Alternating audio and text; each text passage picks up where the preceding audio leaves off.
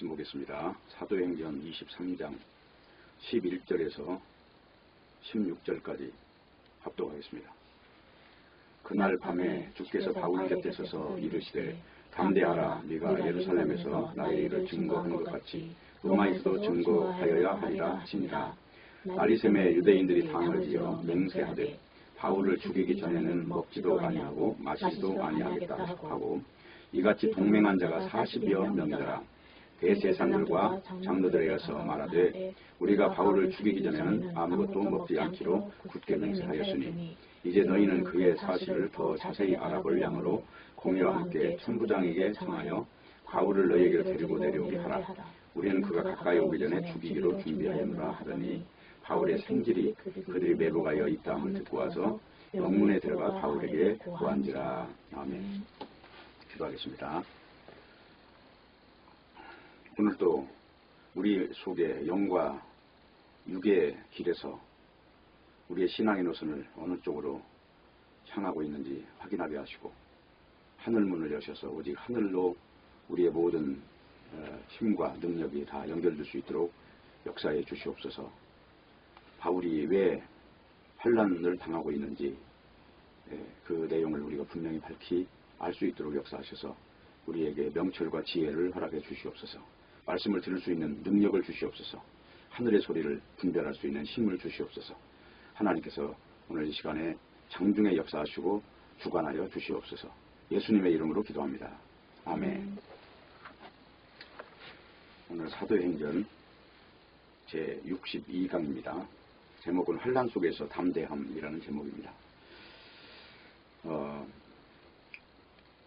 우리가 예수님을 믿는다고 하는 것을 정의할 때 바로 예수 믿는다 하는 것은 이제 하나님의 나라에 앉는 것을 말하는 것입니다. 그러니까 교회를 다닌다거나 성경을 읽는다거나 아니면 구제를 한다거나 이런 문제가 아니라 먼저 중요한 것은 이제 에덴 동산이라고 하는 곳에서 쫓겨난 존재가 다시 에덴 동산에 들어가는 걸 신앙생활이라고 해요. 이걸 예수님은 이 땅에 오셔서 천국은 여기 있다 저기 있다 하는 것이 아니라 너희 마음에 있느니라 그렇게 설파하셨어요. 그것은 바로 이 선악과를 따먹고 이 생긴 현상들이 이제 죽음이라고 하는 이 구조 안에 갇혀 있었는데 이 생명과라고 하는 예수 그리스도를 이제 믿는다고 하는 이 과정을 통해서 바로 이 선악과에서 벗어나 있는 상태를 말하는 것입니다. 그러니까 천국은 죽어서 가는 것이 아니고 지금 바로 천국이 임해야 비로소 예수 믿는다 이 이제 명제가 성립이 되는 것입니다. 그래서 예수 믿는다고 하는 것은 이제 육신으로 사는 것이 아니라 영으로 사는 것이라고 하는 것입니다. 그러면 이제 영적으로 산다는 것과 육적으로 산다는 것은 무엇이 다르냐? 영적으로 산다고 하는 것은 이제 이 육신이라고 하는 이 힘의 논리로 사는 것이 아니고 육신을 벗어나서 사는 것을 말합니다. 그래서 고린도후서 12장 10절에 보면 약할 그때의 강함이라고 하는데요. 이게 이제 저의 신앙의 모토예요. 신앙은 이 육신이 약하면 약할수록 오히려 영적인 세계에 접근이 되기 때문에 그걸 성경에서는 강한 것이라고 말을 하고 있는 것입니다. 그렇기 때문에 이제 우리가 육신을 가지고 신앙을 평가할 수가 없는 거예요. 예수님이 함께 하신다는 이 말도 이제 기복주의를 가지고 육신이 잘 드는 쪽으로 해석을 이제 하면 그게 결국은 기복주의라고 하는데 그게 예수 믿는 게 아니라 복을 믿는다고 하는 것입니다. 우리가 예수 믿는다고 하는 것은 아주 선명하게 구별이 되는 거예요.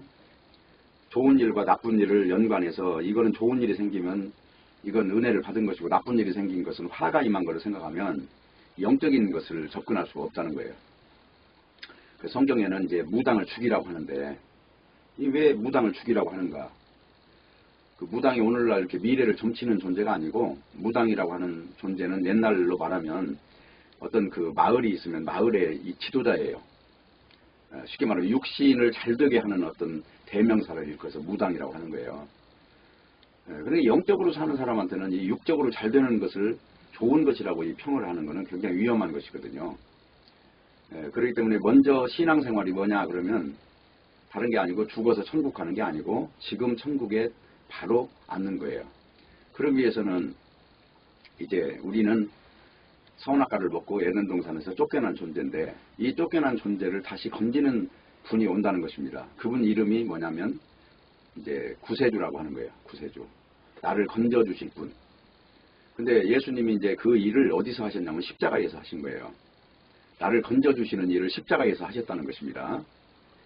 그러면 십자가에서 하신 일이 뭐냐? 그 내용이 창세기 3장이라고 하는 거예요. 창세기 3장을 한번 보시겠습니다. 창세기 3장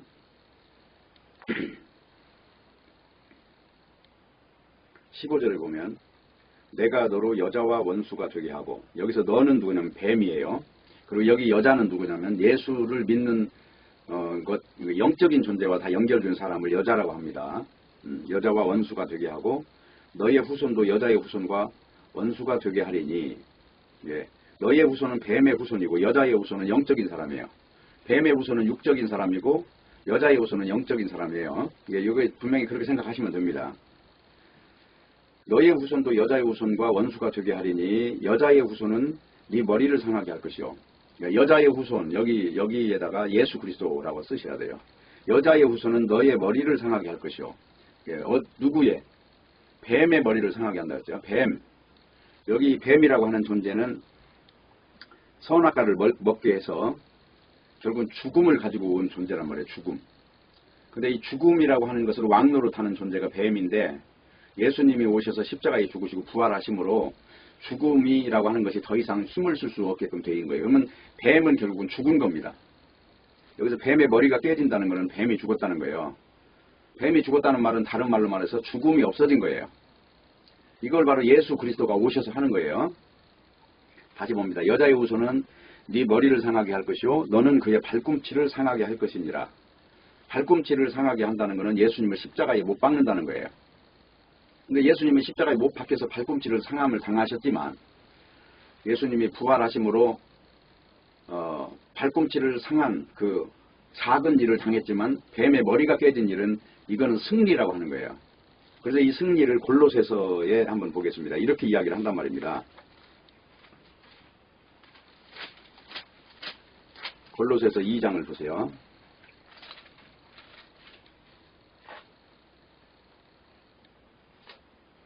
2장 14절이에요. 우리를 거스리고 우리를 대적하는 의문에 쓴 증서를 도말하시고 죄하여 버리사 십자가에 못 박으시고, 십자가에 못 박았다는 것은 이 의문에 쓴 증서의 고발장, 선악과를 먹은 이 상태가 지금 고발당하는 거예요. 그 의문에 쓴 증서가 율법인데 율법에 의하여 인간은 당연히 돌 맞아 죽는 존재란 말입니다. 그런데 이걸 십자가에 못 박으셨다고 그랬잖아요. 그래놓고 뭐라고 하셨어요? 정사와 권세를 벗어버려. 정사와 권세라는 것은 선악과를 먹고 보암직하고 먹음직하고 탐스러운 것을 쫓아가는 모든 그 인생사가 다 가짜다, 이걸 드러낸 거예요. 육신의 정욕과 안목의 정욕과 이생의 자랑거리를 쫓아가는 육신의 습성, 이게 정사와 권세란 말이에요. 정사는 정치죠. 인간을 뭘로 지금 세상은 좌지우지합니까? 육신의 정욕과 안목의 정욕과 이생의 자랑거리를 미끼로 던지면서 이 인간들을 끌고 가는 거예요. 이게 정치와 권세, 여기 정사와 권세가 바로 이거예요. 근데 이것을 벗어났다는 거죠. 이 구조가 완전히 가짜구나, 마귀가 준 것이구나. 마귀라는 것은 속임수의 아주 대가입니다. 요한복음에 보면 마귀는 처음부터 거짓말장이라고 그랬어요. 창세기에 나오는 이 마귀의 역할은 진리가 아니고 거짓말을 가지고 인간을 현혹을 합니다. 그래서 여기 중요한 내용이 정사와 권세를 벗어버렸다는 게 중요해요. 그리고 밝히 드러냈죠. 빌라도 앞에서 신문을 받을 때도 야, 여기는 내 나라가 아니야. 나는 이건 아무 관심도 없어. 이건 영원한 생명에 속한 이 나라와는 완전히 반대쪽으로 가는 이런 것에 대해서는 나는 흥미가 없어. 그래서 벗어나서 사셨잖아요. 정사와 권세를 벗어버려 밝히 드러내시고 진리의 빛으로 이게 비춰보니까 이게 다 가짜구나 하는 걸 드러내신 거예요. 드러내시고 뭐라고 했어요? 십자가로 승리하셨느니라 그랬죠. 십자가라고 하는 거는 예수님이 죽은 거예요. 육신을 그냥 버려버린 일이란 말이에요. 육신을. 이 영적 승리란 말이에요. 육신으로 갈 거냐 영으로 갈 거냐 하는 이 질문을 한다면 영적인 사람은 이 육신이라고 하는 거 이것은 선악과를 먹은 잔재라는 것을 알게 되는 거예요. 선악과를 먹고 자기를 바라보게 됐어요. 다시 말하면 육신을 의식하고 육신이 인생의 가치로 이제 규명되기 시작한 거예요. 선악과를 먹었다 하는 거는. 이게 오늘날 사람들은 천하인간은 전부 다 선악과를 먹은 상태로 태어나요. 아담의 후예이기 때문에. 자, 그 내용이 이제 로마서 5장이란 말입니다. 로마서 5장을 한번 보겠습니다.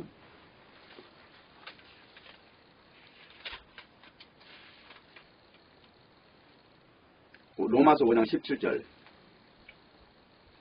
한 사람의 범죄로 인하여 사망이 그 한 사람으로 말미암아 왕노릇 하였은즉 더욱 은혜와 의의 선물을 넘치게 받는 자들이 한 분 예수 그리스도로 말미암아 생명 안에서 왕노릇 하리로다. 여기 앞부분에 한 사람의 범죄는 아담을 말하는 거예요. 아담. 아담과 하와라는 이름이 나오죠. 원어에는 보면은 그 상대방이 또 다른 나라고 칭하고 있거든요. 그러니까 아담이 하와를 이름할 때 또 다른 나라고 칭하는 거예요. 그러니까 하와가 이 선악과를 먹은 거나 아담이 먹은 거나 똑같은 거예요. 그러니까 이 히브리어에서 말하고자 하는 것이 있단 말이에요. 전미사만 살짝 달라요. 그러니까 하와를 이름할 때 너 다르고 나 다른 게 아니고 너는 또 다른 나야 라고 부른단 말입니다. 네, 이 말을 이해하시겠죠? 5장 다시 17절. 한 사람의 범죄로 인하여 사망이 그 한 사람으로 왕노릇 했죠. 그런데 또 한 분이 누구냐면 예수 그리스도가 오셔서 마지막 아담으로 오셔서 어떤 일을 하셨냐? 19절이에요. 한 사람의 순종치 아니함으로 많은 사람이 죄인 된 것 같이. 여기서 많은 사람 이 말을 천하인간이 죄인 된 것 같이 그렇게 하셔야 돼요. 한 사람의 순종하심으로 많은 사람이 의인 되리라. 이 영적 구조를 아셔야 돼요. 한 분이 예수 그리스도가 십자가에 달리심으로 죽음이라고 하는 것이 의미가 없는 거다라는 걸 보여준 거예요. 육적으로 승리를 한다면 지금 양쪽 강도가 두 명, 한 사람 두 명 있었는데 그 오른쪽 강도와 왼편 강도의 의견이 달라요.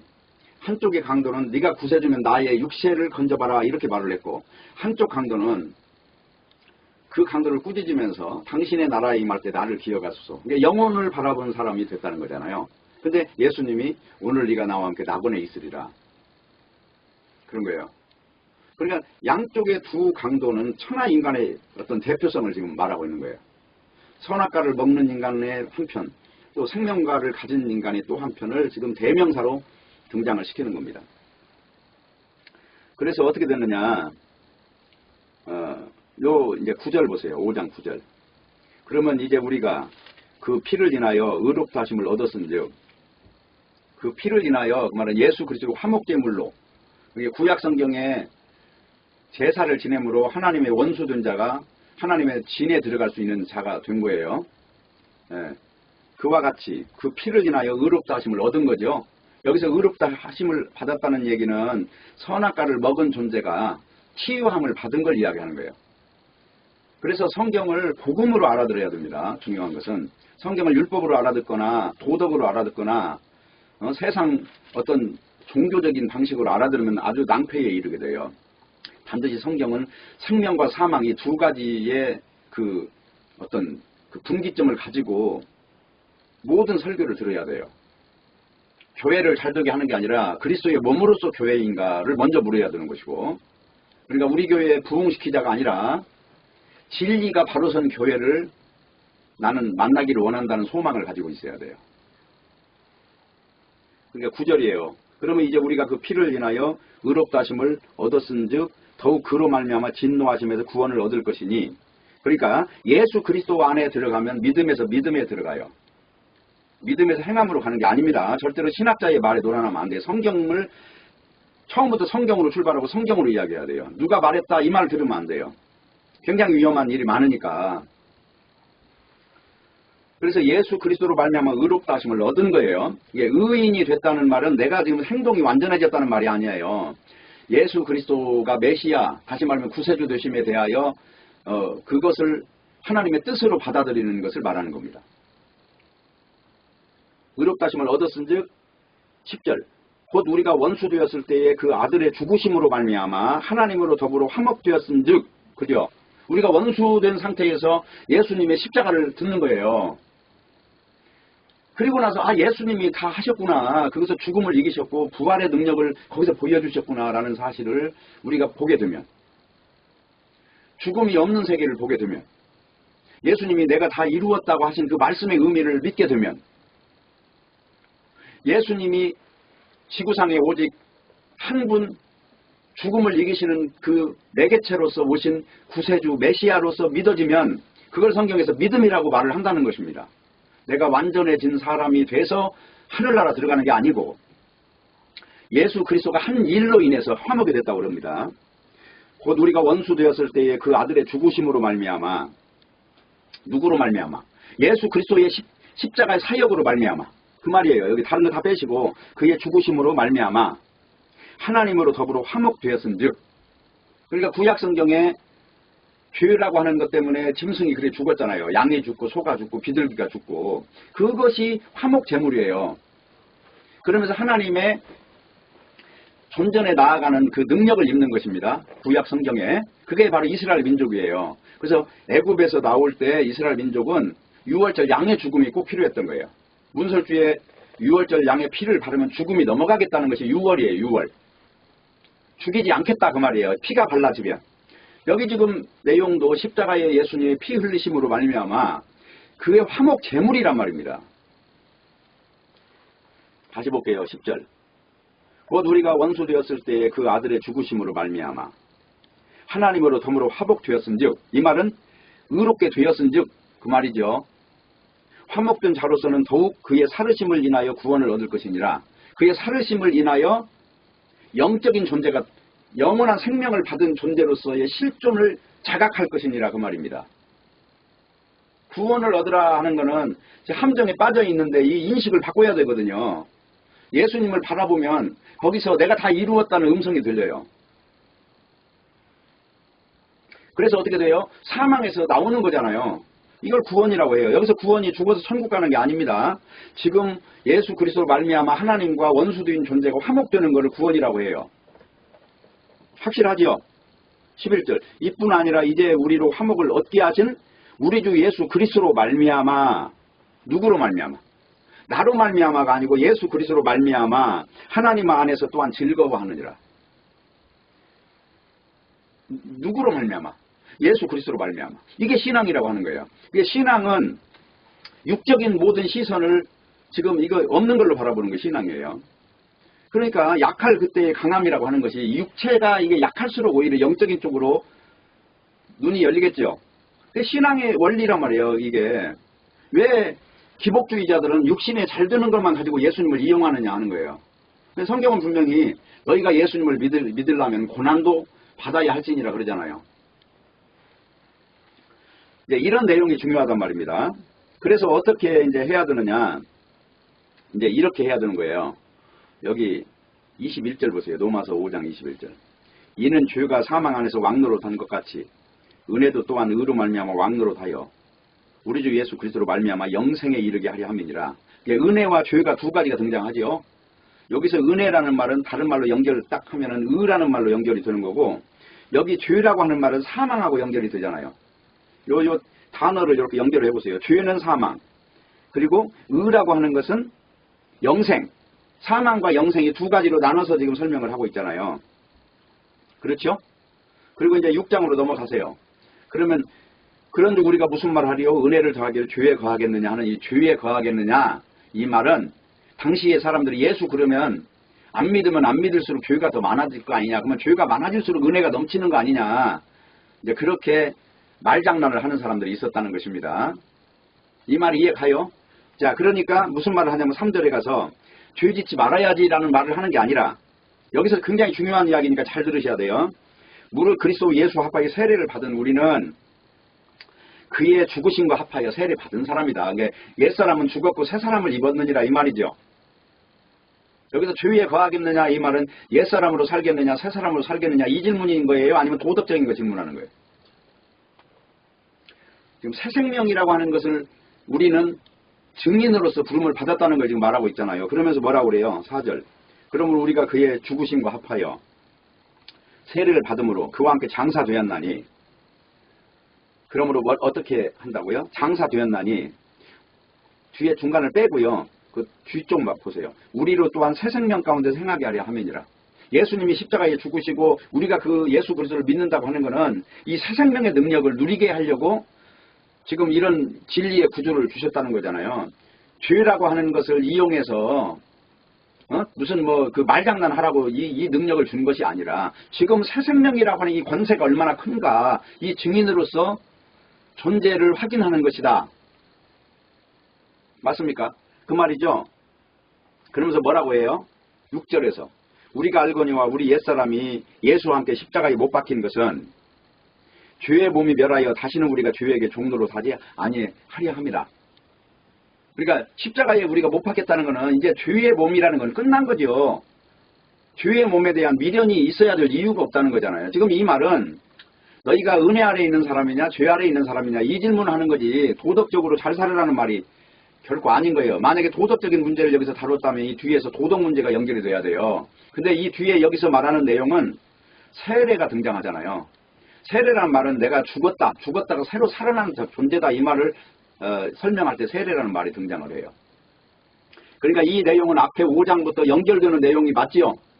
끊어버리고 중간에 새로운 말을 지금 등장시키는 게 아니죠. 앞에 있는 내용, 예수님이 하신 일과 선악과가 한 일이 어떻게 전개되는가 이걸 두 가지로 대비시키면서 지금 쉽게 말하면 비교하면서 지금 설명해 나가는 내용인 거지. 이 부분을 여기서 이해를 못하면 나중에 성경 전체를 다 결국은 십자가에 달린 예수님이 의미가 없어져 버려요. 다시 나를 바라보게 된다니까요. 가죽옷을 입는 게 아니고 무화과나무 옷 입고 맨날 바라보고 있는 거예요. 이 문제가 그렇게 중차대하다 하는 것입니다. 그렇기 때문에 신앙이라고 하는 것은 이 육신에서 벗어나는 걸 신앙이라고 한다는 게 분명하죠. 자, 그렇기 때문에 이제 오늘 내용을 보면 오늘 읽은 사도행전 23장으로 이제 가보세요. 자, 이런 이제 전제 조건을 들어야 되는 이유는 성경을 자꾸 짜집기를 하고 이것저것 붙여가지고 결국은 나중에 보면 성경을 모르는 사람이 돼 있어요. 그렇기 때문에 성경을 모르는 사람이 어떻게 믿음이 바로 설 수가 있냔 말이에요. 성경이 사도의 터인데 사도가 말하는 말을 잘못 오해하면서 사도가 전한 복음을 이해한다, 받아들인다. 그건 말이 안 되는 거 아닙니까? 사도가 말한 내용을 정확하게 이해하고 방향을 바로 봤을 때 손가락이 달을 가리키면 이제 달을 보기 시작하는 거지. 손가락을 쳐다보면서 뭘 봤다고 하느냐 말이에요. 이번에 그 윤석열 대통령이 무슨 호수 위에 달 그림자 쫓는다고 하는 것처럼 허망한 일을 쫓아가는 거 아니겠어요? 그래서 중요한 거는 이제 오늘 본문에 보니까 뭐라고 그래요? 그날 이제 여기 한번 다시 11절 보세요. 그날 밤에 주께서 바울 곁에 서서 이르되 담대하라. 네가 예루살렘에서 나의 일을 증거한 같이 로마에서도 증거하여야 하리라. 자, 이 담대하라고 하는 이유는 뭘까요? 지금 이 사도 바울의 지금 상황은요. 사방에 우겨싸임을 당한 상태예요. 지금. 원래 지금 예루살렘에 가면 포박을 당하고 결국은 이 육신적으로는 아주 환난 가운데 빠진다는 걸 지금 알고 간 거거든요. 자, 어떻습니까? 믿음이라고 하는 것이 우리가 영으로 살아가면서 생기는 현상들, 이걸 믿음의 길이라고 하는 거예요. 지금 육신적으로 내 안위를 위해서 선택하는 게 아니라 영적인 것을 바라보고 걸어가는 것을 영적으로 산다고 하는 것입니다. 자, 그 내용이 바로 로마서 8장이에요. 자, 8장 한번 볼게요. 로마서 8장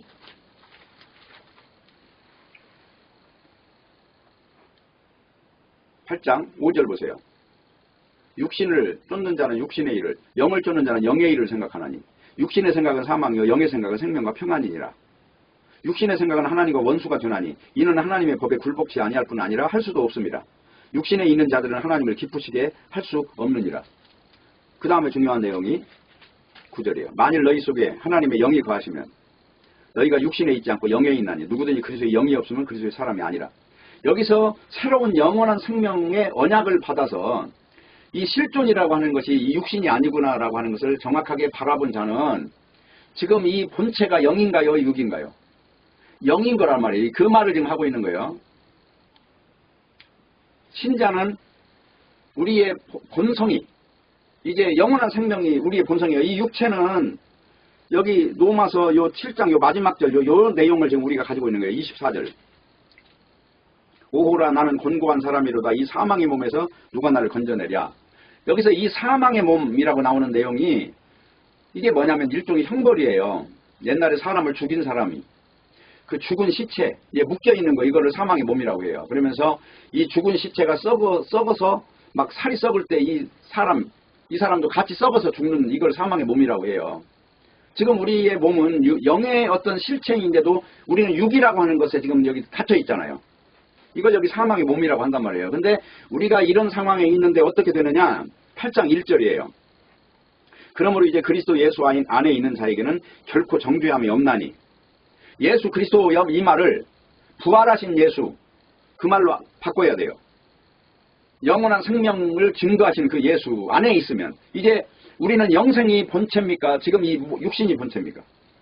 매미가 허물을 벗으면요. 이 허물은 다 못 쓰는 거예요. 그걸 지금 잊고 있는 거란 말입니다. 지금 이 내용이. 2절. 이는 그리스도 예수 안에 있는 생명의 성령의 법이 죄와 사망의 법에서 너를 해방하였습니다. 이 죄와 사망의 법이라는 육신에 속한 모든 걸 죄와 사망의 법이라고 그래요. 근데 그 앞부분에 뭐라고 그래요? 생명의 성령의 법이라고 그랬죠. 이 성령의 법이라고 하는 것은 하늘나라의 능력이 임한 사람은 땅에 속한 존재가 아니라 하늘에 속한 존재로서 위치가 신분이 이제 성도라는 직분을 얻은 존재가 된 거죠. 거룩해졌다 하는 거예요. 예수 그리스도의 십자가의 능력을 입은 존재가 됐다는 것입니다. 그렇기 때문에 이제 죄와 사망의 법 아래에 있는 사람이냐 생명의 성령의 법 아래에 있는 사람이냐 이걸 가지고 여기서 영에 속했냐 육신에 속했냐 이걸 이야기하고 있습니다. 지금 거듭났느냐 이 말을 한마디로 질문하고 있는 거예요. 요한복음 3장에서 보면은 거듭나지 않으면 하나님 나라를 볼 수 없느니라 그러잖아요. 쉽게 말하면 니고데모가 예수님을 보면서 당신은 하나님께로서 온 선생입니다. 그러니까 너 말 잘하는데 헛소리 하지 마라 이 말이에요. 네가 거듭나야 내가 누군지 알아. 내가 지금 여기 이적을 행하니까 그거 쳐다보면서 대단한 선생이라고 말하는데 지금 이거 포도주를 만드는 이런 일 가지고는 지금 네가 나를 알았다고 말을 못해. 내가 결국은 이 사망을 이기는 존재야. 그러면 나를 알아봤다는 얘기는 사망에서 벗어나는 어떤 이제 선명한 어떤 것을 봤다는 얘기가 되는데 지금 네가 그걸 나한테서 봤느냐 이 질문을 하는 거잖아요. 요한복음 3장에서. 그러면서 예수님이 뭐라고 그래요? 육은 육이요 영은 영이니 누구든지 거듭나지 아니하면 하나님 나라 들어갈 수 없느니라 그러잖아요. 그런데 어떻게 거듭나느냐 했더니 물과 성령으로 나지 아니하면 하나님 나라 들어갈 수 없다. 물은 뭐예요? 내가 죽는 거라는 거예요. 세례라는 말을 쓰는 거예요. 거기서 비로소. 세례가 지금 아까 로마서 8장에 나오잖아요. 아니 로마서 6장에.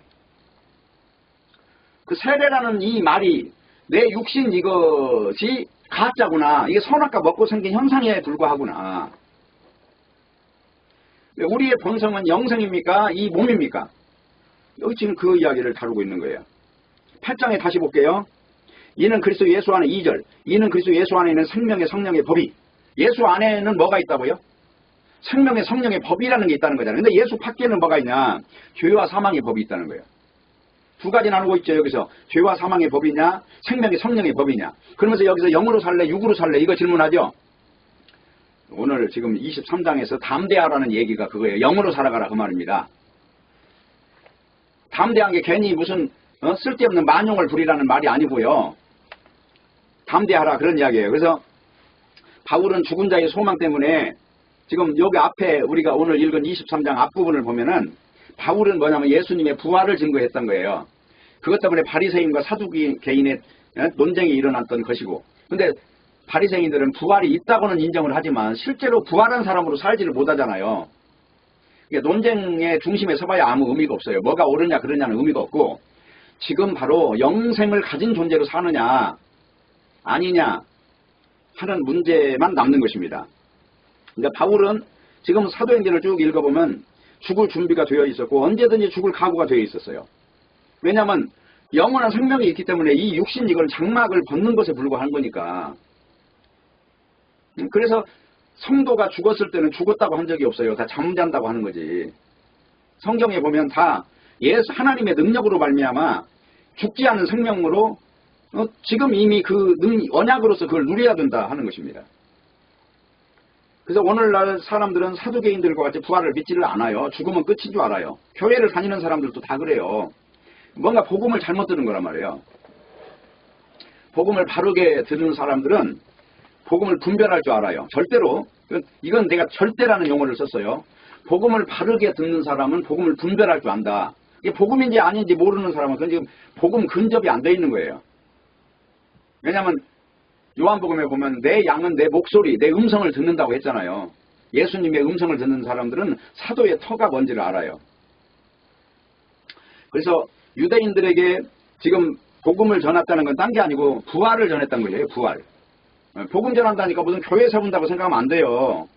그리고 교회 한다는 게 참 위험한 게 만에 하나라도 영적인 이 놀라운 진리의 세계, 이 복음이라고 하는 것이 어떤 문제에서 교회를 만약에 하면서 내가 도덕을 가르쳤다 그러면 이건 생명과 사망이라고 하는 이 대전제가 깨져버리는 거예요. 존 번연이 썼던 철로 역정에 보면 도덕마을에 들어가서 굉장히 어렵거든 나오기가. 이 진리라고 하는 거는 이 세상이 다루는 어떤 도덕이나 종교 수준이 아니에요. 이거는 죽음을 이기는 능력이기 때문에 전체의 틀을 하나님의 시선에서 보지 않으면 절대로 발견이 안 되는 거거든요. 그러니까 결국은 이제 사도행전 쭉 읽으면 사도 바울의 미래를 미리 가르쳐 줘요. 하나님이. 근데 그 미래가 뭐냐면 네가 이제 결박을 당할 것이고 네가 내 증인이 되는데 결국은 내 증인 되다가 너는 이 세상에서 내 이야기 하다가 사람들한테 미움받고 처참하게 종말을 맞이할 거야. 이걸 지금 알고 가는 거예요. 복음을 알았다는 건 이 육의 미래를 다 내다보고 가는 거예요.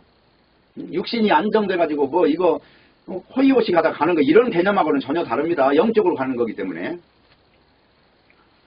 그래서 이제 예루살렘에서 죄수의 몸으로 실제적으로 고통을 당하고 그리고 나서 바울에게 다시 나타나서 하시는 말씀이 로마에서 복음을 전할 거니까 너 지금 오늘 읽은 사도행전 24장 여기 조금 뒤에 가면은 오늘 읽은 내용이 23장을 지금 읽은 것이거든요. 여기 보면 12장 12절 보세요. 사도행전 23장 12절.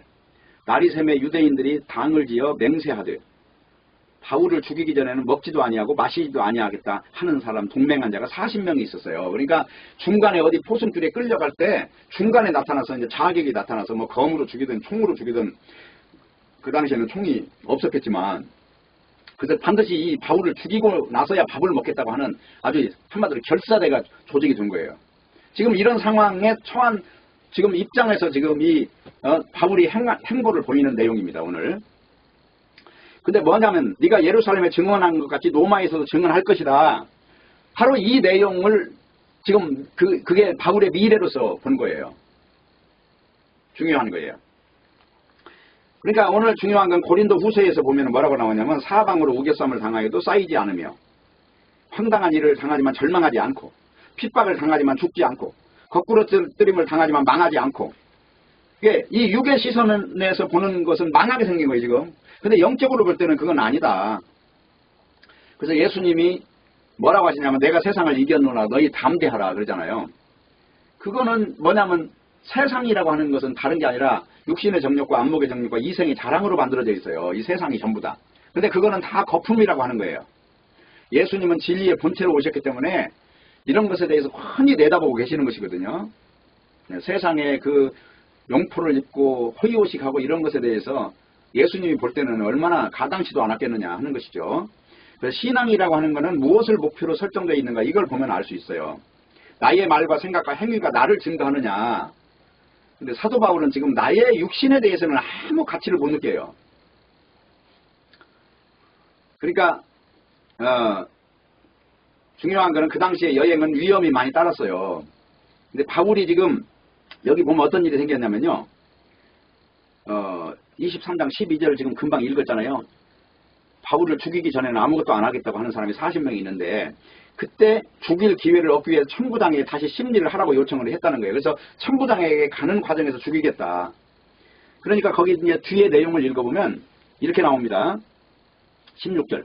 바울의 생질이 그들이 매복하여 있다함을 듣고 와서 영문에 들어가 바울에게 말을 했어요. 그 내용을. 그러니까 17절에 보면 바울이 한 백부장을 청하여 이 청년을 천부장에게로 인도하라. 그러니까 왜 그러냐면 바울은 지금 로마 시민권을 가지고 있잖아요. 그러니까 굉장히 권세가 있는 거예요. 천부장은 태어난 뒤로 돈을 들여서 로마 시민권을 얻었는데 바울은 태어나면서부터 이미 로마 시민권을 가진 존재니까 이 권세가 대단하죠. 그러니까 백부장은 천부장의 부하니까 이 상지를 우리 천부장한테 한번 데리고 가서 이 사람의 증언을 듣게 해주시오. 지금 그렇게 요청을 한 거예요. 지금 내가 천부장한테 가서 심리 받을 때 내가 이 매복한 자들이 나를 죽이려고 하니 나는 지금 로마까지 가서 복음을 전해야 되는 지금 상황이야. 지금 그 심중의 그 마음을 가지고 지금 이 일을 말을 하는 거예요.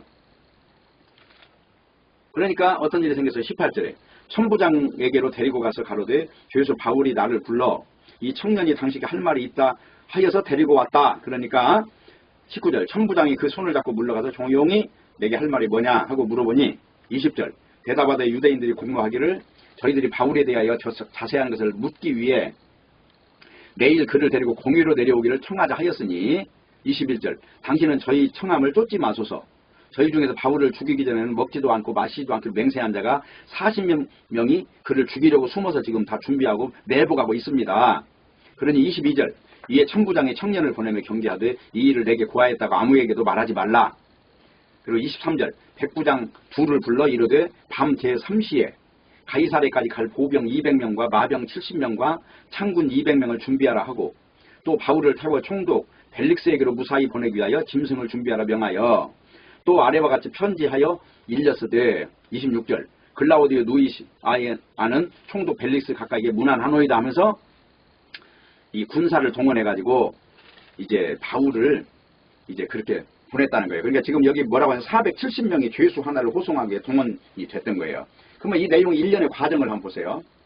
보면 하나님이 배후에서 역사하는 거예요. 왜? 로마에서 증거하기 위하여 위험의 그 여행의 위험에서 건지셔서 죄수의 신분으로 묘한 방식으로 지금 끌고 가시잖아요. 목적은 뭐예요? 증거란 말이에요. 예수의 영생을 증거하기 위한 이 일을 위해서 이 모든 육체를 이용하고 있다는 걸 지금 알 수 있잖아요. 그래서 우리는 이런 내용을 읽어보면서 우리가 바울이 지금 죄수로 체포되는 형식이지만 알고 보면 이거는 하나님의 굉장한 그 계획이 이 안에 있다 하는 것입니다. 근데 여기서 조심해야 될 거는 복음이 뭐냐 하는 거예요. 교회 하는 걸 복음이라고 생각하면 안 돼요. 교회 입고로 복음 이러면 안 돼요. 복음이라고 하는 거는 첫 번째 조건이 내 양은 내 음성을 듣느니라 이걸 가지고 구별해야 돼요. 그래서 복음을 알아듣는 사람은 사도의 터가 뭔지를 알아요. 성경을 그냥 구절구절 하나씩 뽑아서 아는 게 아니고 쭉 연결해서 통으로 다 열려있는 사람의 말을 들을 줄 알아야 돼요. 그래야 비로소 진리가 들어오기 시작해요. 그러니까 아무나 설교한다고 해서 똑같이 다 하나님의 말씀이라고 생각하면 안 된단 말입니다. 그래서 중요한 거는 자 이제 이런 내용을 보시고 한번 야고보서 1장을 한번 볼게요. 야고보서 1장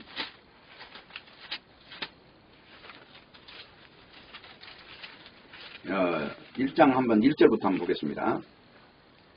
하나님과 주 예수 그리스도의 종 야고보는 흩어져 있는 12지파에게 문안하노라. 여기 흩어지는 12지파는 이 영적 지파를 말해요.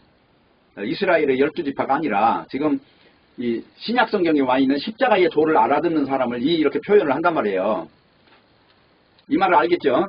자, 12지파는 결국 이제 12제자와 연결된 사람을 말해요. 구약 시대에 12지파를 말하는 게 아니고 신약 시대에 그 12제자를 말하는 것입니다. 2절 내 형제들아 너희가 여러 가지 시험을 만나거든 온전히 기쁘게 여기라. 여기 시험이라는 것은 육체의 고난이 오는 걸 말하는 거예요. 그러면 뭐 어떻게 하라고 그랬어요? 온전히 기쁘게 여기라는 것은 뭐예요? 이 모든 건 하나도 버릴 게 없다는 거죠. 영적으로 볼 때는 엄청난 지금 보화가 오고 있다는 것입니다. 3절 이는 너희의 믿음의 시련이 인내를 만들어내는 줄 너희가 알미라. 인내를 온전히 이루라. 이는 너희로 온전하고 구비하여 조금도 부족함이 없게 하려 함이라. 그러니까 지금 이런 내용은 우연히 오는 것이 아니라 반드시 온다는 거예요. 그러면 이런 게 올 때 어떻게 하라고요? 온전히 기쁘게 여기라는 것이잖아요. 이게 인간적으로 찜찜해도 안 되는 거예요. 이거는 완전히 영으로 가는 이 엄청난 어떤 차표를 지금 갖고 있는 것이다 하는 것입니다. 그러면 왜 시련이 오느냐 하는 것은 성도를 기쁘게 하기 위해서 오는 게 아니라 결국은 하나님 나라에 맞는 존재로서 다듬는 과정이라고 하는 것입니다. 이 영적인 현상들을 지금 말하는 거예요. 그러니까 담대하라 내가 세상을 이겼다 하는 것은 죽음으로 세상을 이긴 것이고 무덤에 묻히심의 자리까지 가셔서 부활하심으로 세상을 이긴 거예요. 이 육체를 중심으로 사는 거 이게 얼마나 허망한 것인가 이걸 증명한 것입니다. 그래서 환난을 단번에 없애주시는 방식으로 해결해 주는 것이 아니라 함께 하시는 방식으로 위로해 주신다는 거예요. 그래서 시련이 오는 것을 이상한 일 당하는 것처럼 생각하지 말라 그 말이에요. 그래서 이제 고린도후서 1장을 보면 또 8절부터 보면 이런 말이 나와요. 형제들아 우리가 아시아에서 당하는 환난을 너희가 알지 못하기를 원치 아니하노니 힘에 지나도록 심한 고생을 받아 살 소망까지 끊어지고 우리 마음에 사형 선고를 받은 줄 알았으니 이는 우리로 자기를 의뢰하지 말고 오직 죽은 자를 다시 살리신 하나님만 의뢰하게 하심이라. 그가 이같이 큰 사망에서 우리를 건지셨고 또 건지시리라. 또한 이 후에라도 건지시기를 그를 의지하여 바라노라. 바로 이 자세를 가지고 사는 것을 신앙이라고 해요. 그래서 지금 우리에게 일어난 어떤 일, 그런 일은 다 사도들이 증거하는 내용이거든요. 그래서 베드로전서 4장에도 이렇게 나와 있어요. 12절을 보면은 사랑하는 자들아 너희를 시련하려고 오는 불시험을 이상한 일 당하는 것 같이 이상히 여기지 말고 오직 너희가 그리스도의 고난에 참여하는 것으로 즐거워하라. 이는 그의 영광을 나타내실 때에 너희로 즐거워하고 기뻐하게 하려 함이라. 너희가 그리스도의 이름으로 욕을 받으면 복 있는 자로다. 영광의 영, 곧 하나님의 영이 너희 위에 계십니다. 그러니까 우리가 고난이 오거나 시련이 오는 것들은 다 영광의 영이 그 위에 있기 때문에 일어나는 일이다 하는 것입니다. 그러니까 중요한 것은 환난을 피할 수 있는 걸 가르쳐주는 게 아니라 환난으로 오히려 밀어넣는 거예요. 뭘 하라고 그러죠? 증거하라고 지금 밀어넣는 것이다. 그래서 믿음으로 나아가는 길은 환난이라는 장애가 있어요. 그리고 이게 불리하고 손해로 끝나는 것처럼 보여요. 그러나 결국은 이 육신으로 일어나는 모든 일들은 다 물거품들입니다. 그게 아까 골로새서에 읽었죠? 정사와 권세를 벗어나게 하기 위한 모든 하나의 장치들이었다 하는 거예요. 그래서 반대와 핍박과 멸시가 날아드는 길에서 우리가 가야 되는 길은 옳은 길이냐 그런 길이냐 하는 게 아니에요. 육신으로 판단할 것이 아니니까. 담대하라는 말은 눈에 보이는 일을 가지고 기죽지 말라는 이야기거든요.